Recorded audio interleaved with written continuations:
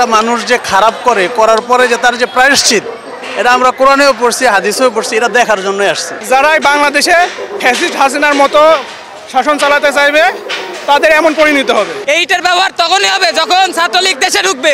আমরা কোনো অগ্নেয়াস্ত্র ব্যবহার করবো না, তারা আমাদের উপর অগ্নেয়াস্ত্র ব্যবহার করছে, আমরা ইট দিয়ে মারবো তাদের। এবং নতুন কোনো ফ্যাসিস্ট সরকার যেন আমাদের উপরে আর না চেপে থাকতে পারে, এজন্য আমাদের সবসময় সচেষ্ট থাকতে হবে বলে আমি মনে করি। পরবর্তীতে যেই সরকার আসবে সেই সরকারের কাছে একটাই চাওয়া যে বাংলাদেশের মানুষজন সুন্দরভাবে সুষ্ঠুভাবে বাঁচতে পারে, সেদিকে তারা খেয়াল রাখে। কোনো অনৈতিক কাজ বাঁচে না, অনৈতিক কাজ করলে, পাওয়ারের অপব্যবহার করলে কি হতে পারে সেটা তাদের এখান থেকে শিক্ষা নেওয়া উচিত।